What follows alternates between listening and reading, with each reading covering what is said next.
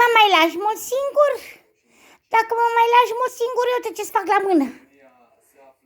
Ei, auzi, mămica, îți rup mâna în două. Să nu mă mai las singur în casă, că nu pot să stau fără tine, mămica. Ai înțeles ce am spus, tâmpito ce ești? Mă las singură. De ce mă las singur? Nu ți-e rușine, mămică? Crezi că ai scăpat, idioata, dragă. Crezi că ai scăpat. Dar n-ai scăpat. De mine n-ai să scapi niciodată. N-ai să scapi niciodată. Sunt coșmarul vieții tale. N-ai să scapi. În viața ta n-ai să scapi. Doamne. Ce creatură mititică mi-am găsit. Și haioasă pe deasupra. Sunt haioasă eu?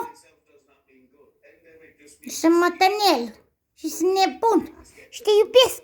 Și nu mai pleca de acasă în viața ta să mă las singur.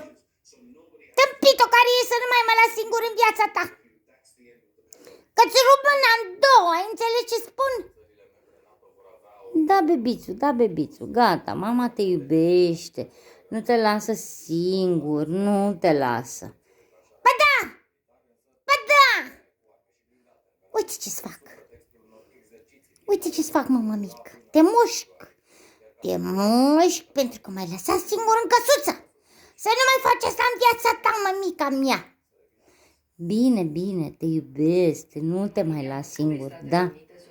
Da? E bine? Te iubesc, mama. Tâmpito care ești să nu mai mă las singur în viața ta. Îți rup mâna în două.